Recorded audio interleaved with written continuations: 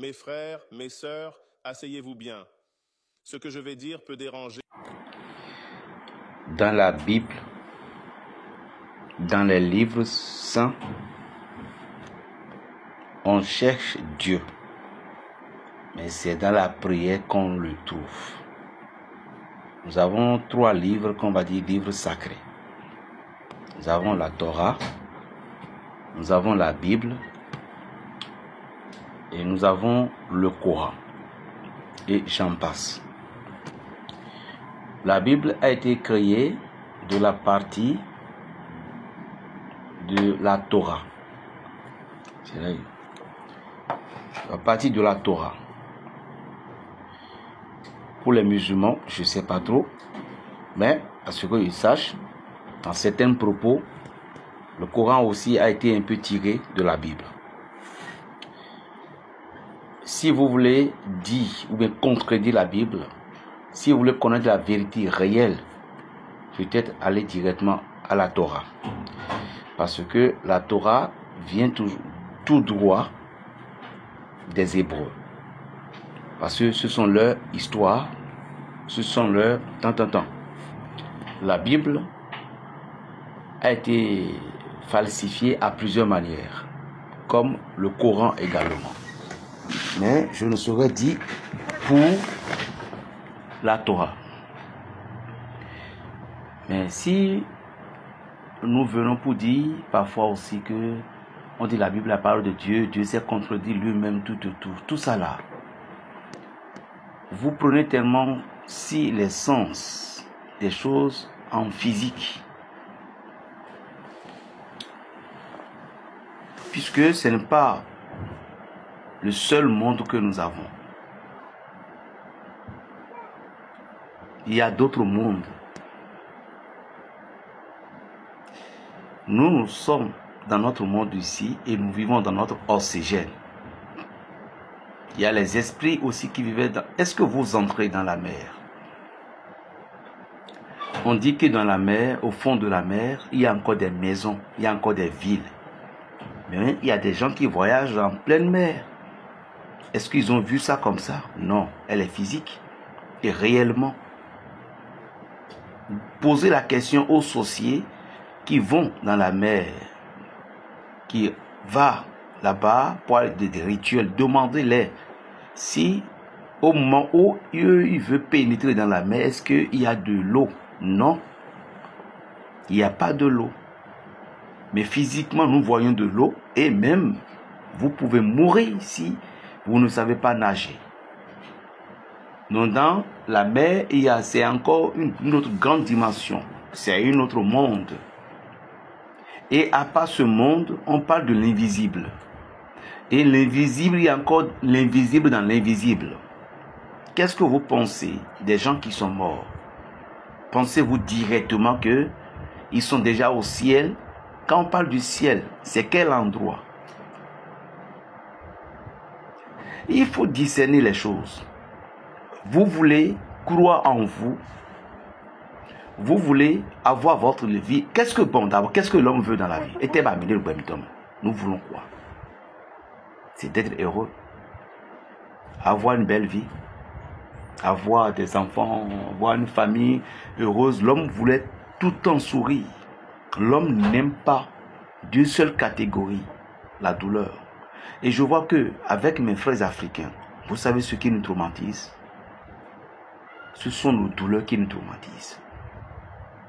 La souffrance des difficultés que nous traversons souvent. Si je parie que si nous les Africains, nous sommes tout le temps en joie, on rit tout le temps, on est tout le temps en festoyer, je pense que vous n'aurez même pas le temps de critiquer quelque chose, ni de dire quelque chose, la Bible falsifiée, la Bible ci, la Bible ça. C'est parce que nous sommes parfois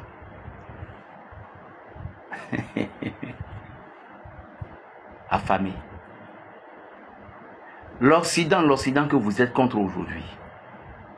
Combien de personnes font du guigri chez vous en Afrique ici? Combien de personnes consultent les marabouts, les charlatans, les féticheurs pour que leur visa sorte, pour qu'ils va en Europe? Avant, nos aïeux ont été transportés gratuitement. Mais aujourd'hui, c'est vous-même qui se forcez, on vous refusait et vous dit que c'est une tante de ma famille, c'est mon oncle qui ne veut pas. Vous faites tout pour voyager. Qu'est-ce que vous en pensez de cela? Donc, il faut que vous arrêtez tous ces bababeries-là. Quel que soit ce que vous avez fait, c'est l'homme qui est mauvais. Le monde n'est pas méchant. C'est l'homme qui est le monde et c'est l'homme qui est méchant. Bien vrai que nos aïeux savent comment adorer Dieu. Parce que Dieu est un esprit et il les inspirait. Il nous inspirait de pour la manière dont que chacun d'eux doit se diriger tout. Ce Dieu grand les inspirait. Ce grand Dieu les protégeait. Et si ils sont venus évangéliser avec les pouvoirs de nos aïeux, avec la force de nos aïeux, avec les grands guerriers de chaque pays qui ont des histoires. Moi, de mon pays, nous avons les Bioguera, nous avons le Béranzé, nous avons beaucoup. Mais pourquoi eux, toutes ces personnes n'en ont pas pu? Pourquoi ils n'ont pas? Nous avons les Tchakazuru. Pourquoi ils n'ont pas pu devenir et ils n'ont pas accepté cette colonisation? Vous devez savoir que le Père, l'invisible, lui-même il a voulu parce que les Africains, la force que nous avons, la connaissance que nous avons, nous utilisons la majorité pour pouvoir détruire la vie de nos enfants. Toi qui viens de parler, je parie même que si tu es réellement en Afrique et on t'a déjà fait 2-3 piquets, tu vas changer de langage. Et tu vas comprendre que la Bible est falsifiée, la Bible est ci, la Bible est ça. Contentez-vous si vous êtes pour vos aïeux, alors restez dans le camp de vos aïeux. Ce que vous ne comprenez pas, même si les Blancs sont venus nous évangéliser la Bible, ils nous ont fait du bien. Vous savez pourquoi? Parce qu'aujourd'hui, ceux qui détiennent la connaissance de la spiritualité des plantes, imaginez ce qu'ils faisaient avec vous. Ceux que la connaissance, en sachant que en prenant telle plante, on pouvait tuer telle personne. En prenant telle plante, on pouvait détruire la vie de telle personne. Regardez ce qu'ils faisaient à leurs frères. Regardez ce qu'ils font. Alors si cette personne n'a pas fui pour aller voir Dieu, pour devenir chrétien ou mais quoi, cette personne est fichue. Vous parlez de la Bible falsifiée, mais on ne refuse pas. On sait qu'il y a beaucoup de choses dans la Bible qui est contredit, mais toujours il y a des gens, il y a des choses qui sont réelles. Parce que en lisant la Bible, en prononçant le nom de Jésus dans certaines choses, il y a des miracles qui se produisent. Alors, mais là où le miracle se produit, la paix soit sur son âme, nous avons des exemples. Regardez Tibi Joshua. Ce n'est pas lui seul.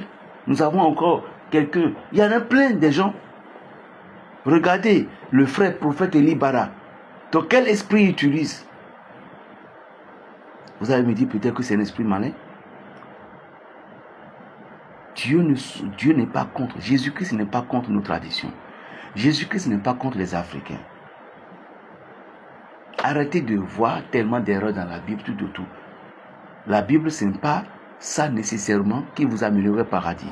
Mais juste dans la Bible, vous allez lire des choses qui vont vous aider à pouvoir comprendre que telle personne est Dieu, il y a un Dieu, il y a ci, il y a ça, qui est l'auteur, et ici, et ça, et ceci va vous motiver. Et c'est ça, la Bible. Arrêtons de raconter toutes ces choses-là. Moi, Jésus m'a sauvé. Et ce n'est pas la Bible nécessairement. Mais je veux dire, moi, Jésus m'a sauvé. Il a fait tellement de miracles dans ma vie. Il a fait beaucoup. Il a fait beaucoup de choses. Et je connais des gens à qui Jésus a fait plein de choses. Si vous allez vous baser sur le pouvoir, rien que uniquement sur le pouvoir de l'Afrique. Vous savez ceux qui font des jalousies, des pratiquants, des praticiens qui font des jalousies, ce sont des gens qui vous avez pourchassé vos frères et sœurs et ils vous ont échappé au nom de Jésus. C'est vous qui en train de réveiller pour dire que Jésus est mauvais. Jésus n'est pas mauvais pour moi. S'il est mauvais pour toi, il n'est pas mauvais pour moi. Capiche?